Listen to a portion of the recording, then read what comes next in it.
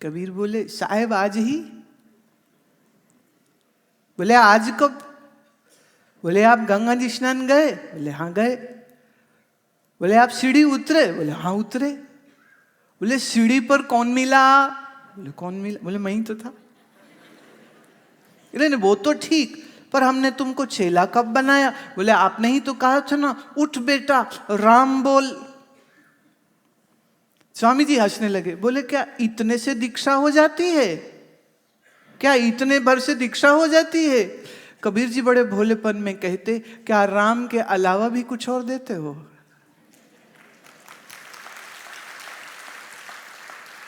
क्या राम से बड़ा भी कुछ है जो तुम देते हो, जिसके बाद कोई तुम्हारा शिष्य होता है? ऐसी अद्भुत बात इस मुख से जो श्रवण करी है, तो स्वामी जी मुस्कुराए और कबीर के सर पर हाथ रखे और कहा कि तुम मेरे शिष्य हो।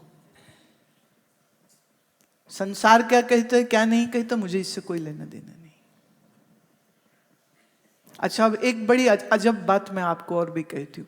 स्वामी रामानंद जी मूर्ति पूजक हैं, कबीर साहब मूर्ति पूजा किए ही नहीं कभी। एक बार किसी ने पूछा, जब कबीर साहेब हो गए, मैंने जब वो खुद गुरु हो गए, उनके शिष्य हो गए, तो एक बार एक ने पूछा, वो कहते साहेब आप तो मूर्ति पूजते नहीं हो, आपके गुरु स्वामी रामानंद मूर्ति पूजक, तो ये रिश्ता कैसे बना? तो आप हमको तो समझाते हो मूर्ति पूजा ना करो, तो आपके गुरु करते हैं, आप उनको क्यों नहीं कहते? और वो क्यों करते हैं? कबीर साहब मुस्कुरा के कहते हैं, वो साहेब की मर्जी है, जो चाहे सो करते हैं, वो उनकी मर्जी है, तो उनकी मर्जी, वो जो करे सो करे। कई बार ये बड़ा विरोध होता है, जो मूर्ति पूजता है उसको निराकार वाला गाली देता है, और जो मूर्ति पूजता है वो मूर्ति ना पूजने वाले को बुरा मानता है। वो कहता मैं श्रेष्ठ, वो कहता मैं श्रेष्ठ, वो कहते मैं सही, वो कहते मैं सही। वे कौन सही? कौन सही, पूजने वाला कि न पूजने वाला? अभी देखिए सोच की बात है, इसमें आप हमारे भारतीय दर्शन शास्त्र की महिमा को श्रवण करो। जब तक अनंत व्यापक समझ ना आया, तब तक मूर्ति नहीं पूजेगा तो क्या करेगा? तो वहीं से शुरू हुआ, उस श्री विग्रह से शुरू होता है वो, और उस श्री विग्रह से शुरू होता है तो पहले पहले कहते ये भगवान है, ये जो मूर्ति है ना ये भगवान है। बालक कहते भगवान है। फिर जीवन में जो समझदार मिलते हैं, आचार्य गुरु, तो वो कहते हैं तुम्हारे माता पिता भी भगवान है। आजकल कोई नहीं मानता ये बात। आजकल वो कहते तुमने पैदा किया, हम तुम्हारी जिम्मेदारी हैं। अब बाप बाप है ऐसा बोलो मत, सब बाप ऐसे ही होते, सब पालते सब जन्म देते। एक लड़का तो अपने बाप से कहता है कि तुमने हमें पैदा थोड़ी किया, हम तो गलती से हो गए थे, तुम्हें मालूम था कि तुम्हारे घर में आऊंगा, हम तो गलती से पैदा हो गए थे, तो तुम काहे बोलते रहते हो कि हम आपके बाप है, हम बाप है, बाप है। बाप बाप मत बनो, औकात में रहो। अरे थोड़ी सी रिवर्स गियर मार लीजिए। अच्छा जमाना ये था, कहा जाता था माता देवो भव पितृ देवो भव। माँ देवता है, पिता देवता है, भगवान का स्वरूप है। तो बच्चा पहले मंदिर में प्रणाम करता है और फिर वो अपने माता पिता को भी प्रणाम करता है। फिर जब वो स्कूल लगा जाने तो माँ पिता ने कहा कि तुम्हारा जो आचार्य है ये भी भगवान स्वरूप है। आचार्य देवो भव, आचार्य भी देव है, भगवान का स्वरूप है। बालक उस आचार्य को भी प्रणाम करता है। फिर बालक को ले गए अपने कुल गुरु के पास, कहा हमारे पूर्वज इनको इस गादी को मानते थे, तो इनको प्रणाम करो, ये तुम्हारे कुल गुरु है। बच्चा वहां प्रणाम करता है। फिर संजोग से जीवन में संत आते हैं, फिर संत समझाते हैं आत्मज्ञान। तो जो संत है उसके जो दूसरे शिष्य है, ये प्रेमी जन है, वो सब बोलते हैं कि हमारे गुरुदेव तो ब्रह्म स्वरूप है। गुरुर ब्रह्मा गुरुर विष्णु गुरुर्देवो महेश्वर। गुरु साक्षात परब्रह्म। बहुत लोग ब्रह्मा बोलते हैं, वहां शब्द ब्रह्मा नहीं है, ब्रह्म है। पहला ब्रह्मा आ चुका, गुरुर ब्रह्मा, वो पहले आ गया, सृजन करता ब्रह्मा। यहां अगली पंक्ति में ब्रह्म है, गुरु साक्षात पर ब्रह्म, ब्रह्मा नहीं ब्रह्म। तस्मै श्री गुरुवे नमः। मैं ऐसे गुरु को प्रणाम करता हूं, प्रणिपात करता हूं। तो अब पहले वो किसको भगवान समझ रहा था? मूर्ति को, फिर माता पिता को, फिर स्कूल के टीचर को, और अब गुरुदेव को। गुरु कौन है? मेरे लिए परमात्मा। फिर गुरु के सानिध्य में बैठता है तो फिर गुरु क्या करते हैं? काग से तो है हंस करेंगे, तेरी अज्ञानी बुद्धि कौए की। अच्छा देखिए, हमारे संतों के एग्जाम्पल्स इतने जबरदस्त होते हैं। What does a crow eat? Dirt. A crow eats dirt. What does a swan eat? Never dirt. Swan eats flowers. Swan eats leaves. And mythologically they say swan just drinks milk, whatever. So before meeting the master, your mind is like a crow which feasts on dirt. And when you meet the guru, then guru transforms you from a crow, makes you a swan. Then you drink the nectar of pure bliss. काग से तो है हंस करेंगे। कौआ क्या है ना, गंदगी खाता है, कूड़े का ढेर है, वो बैठा होगा, बच्चे का टिफिन खा, वो देखता खाना वो छीन लेगा, चोर है, यहाँ से छीनेगा, यहाँ से छीनेगा, यहाँ से मरा हुआ जानवर कुछ हो तो उसको नोच नोच के खाता रहता है।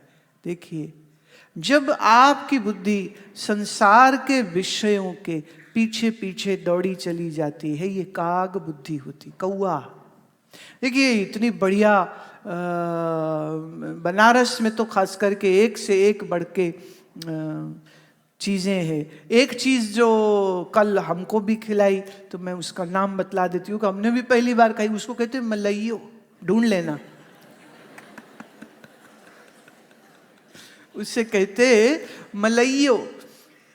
वो बड़ी अद्भुत चीज़ है, बड़ी अद्भुत चीज़ है, मतलब कभी ना देखी ना खाई कभी, तो कल उसको ग्रहण किया। अब यहाँ पर आपने खट्टा मीठा, रोटी दाल पूरी खाई, कचौड़ी खाई, जो भी खाया, इतना बढ़िया बढ़िया सामान, इतने सुंदर सुंदर अंगूर, केला, सेब, पाइनएप्पल, कितना बढ़िया बढ़िया फल, इतनी बढ़िया बढ़िया सब्जी आपने खाई, आपके शरीर में गई, क्या बन गया? सब मल, फीसेस। इतना सुंदर था सब कुछ, पर ये तुम्हारा पापी शरीर ऐसा है, जो भी डालो सब इस तरह की बू आ रही, गंदा। अभी गुलाब जामुन को देख के बोलोगे बू आ रही है? वो मलइयो देख के तो खुश हो जाओगे तुम, फूली फूली बैठी होगी वो लकड़ी, वो मिट्टी के कुज्जे में, हाँ बड़ी सुंदर, पर तुम्हारे अंदर गई तो कई लोग तो ऐसे बुरे हैं, मैं क्या बोलूं, तो बहुत सारे यहाँ लोग बैठे हो ना, इसलिए बात कहनी पड़ रही है। कई लोग ऐसे हैं जिनका शौच ठीक से नहीं होता है, फिर उसके साथ जो बैठ गया,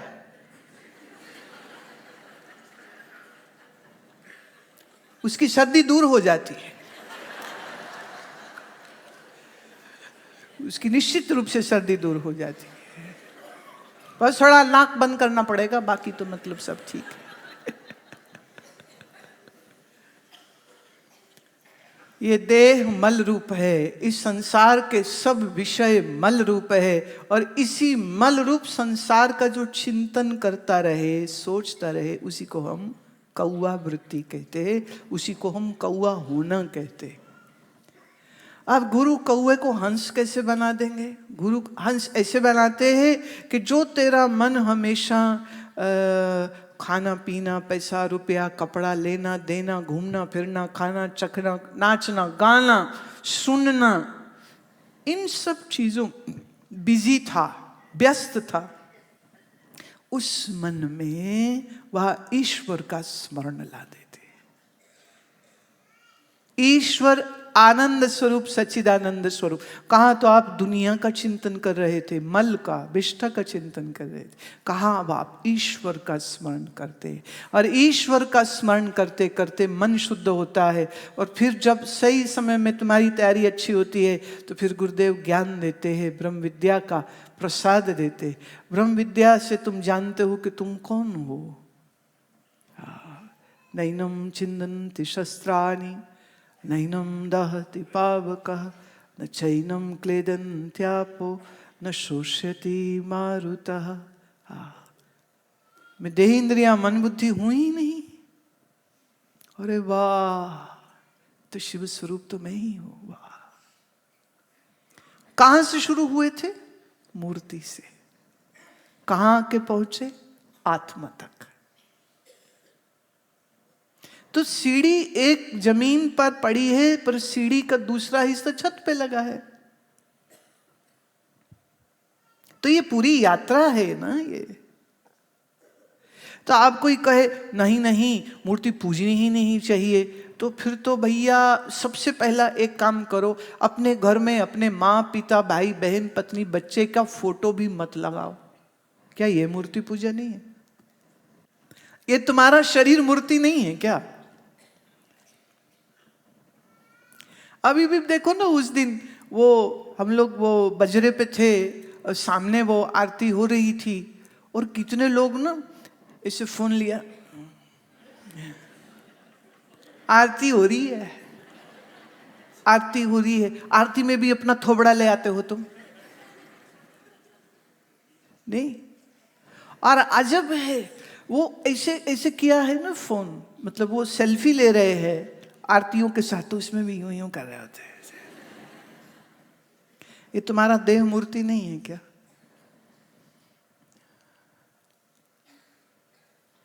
जब दुनिया की सुंदर सुंदर घटनाएं घट रही थी, तब तुम अपना फोन देख रहे थे।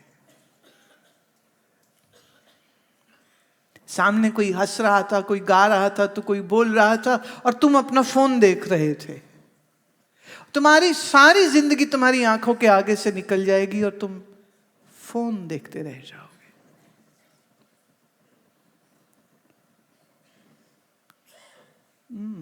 देखिए अपने शरीर से कितनी ममता है। मैं ये नहीं कह रही तस्वीर मत खींचो, जरूर खींचो,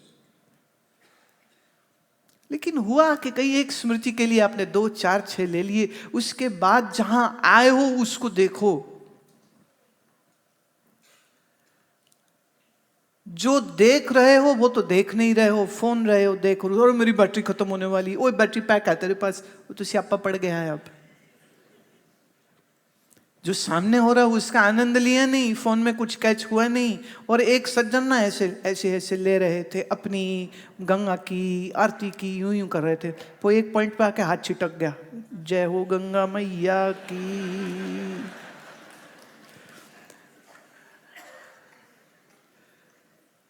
बड़ा अजब।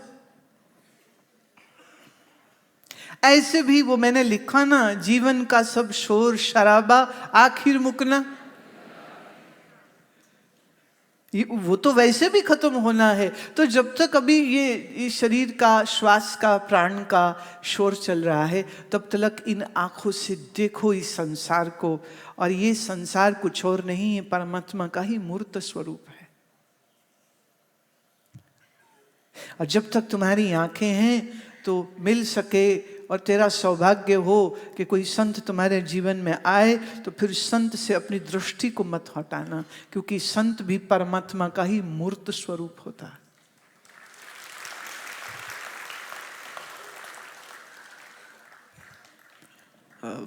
इतने सारे क्या कहूँ ना, अब महिमा संतों की मैं कैसे बताऊं, इतना कुछ गाने को होता है, इतना कुछ, वो बहुत सारा बैक ऑफ द माइंड चलता है, ये पर महिमा कथन न जाई है।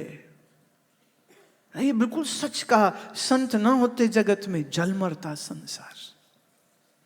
संत है तो वो आपको सिखाता है, बहुत कुछ सिखाता है। जैसे मैं आपको सन्यासियों की बात बताती हूँ। जब सन्यास होता है तो सन्यास, वैदिक सन्यास में एक नियम दिया जाता है कि सन्यासी रोज एवरी डे, प्रतिदिन 12,000 बार ओम का जप करे।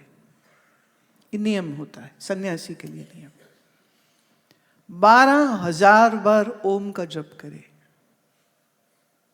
ओम ओम ओम ओम ओम ओम। अब आप सोचिए 12,000 करने के लिए उसको कितना समय देना पड़ेगा।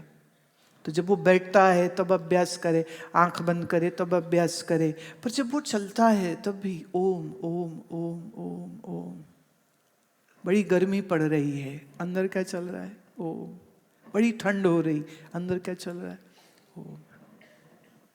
आपने देखा कुछ साधु पंचअग्नि तापते हैं, वो अपने 4 तरफ अग्नि जलाते हैं, 5वां ऊपर सूर्य होता है, इस पंचअग्नि में बैठते शरीर को ताप लगता है।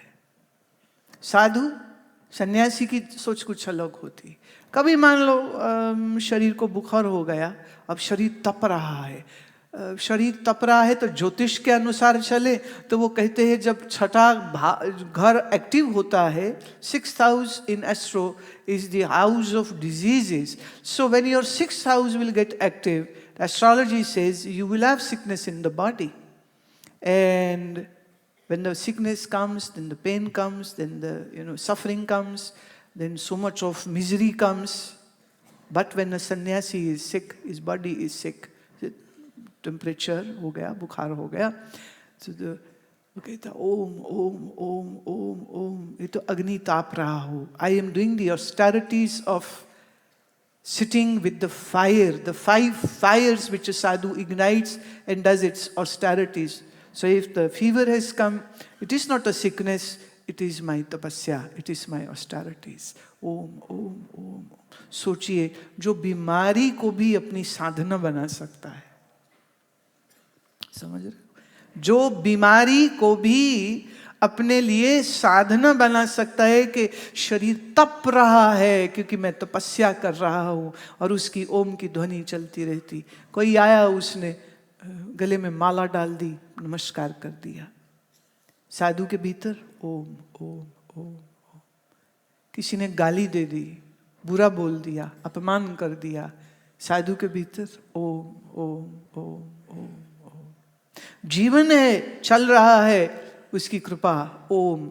अच्छा, शरीर मरा तो क्या साधु को मरने से डर लगता है? देखिए जो परिवार में रहते हैं ना, वो शायद इस चीज को एक्सपीरियंस कभी नहीं किए होंगे, लेकिन जो बिल्कुल अकेला रहता है, सोच के देखिए, कई बार लोग यही कहते, लो जी बुढ़ापे में कौन सेवा करेगा, बीमार हो गए तो कौन देखेगा, मर गए तो अंत्येष्टि चिता में जलाएगा ही कौन, तो इसलिए परिवार होना बड़ा जरूरी है।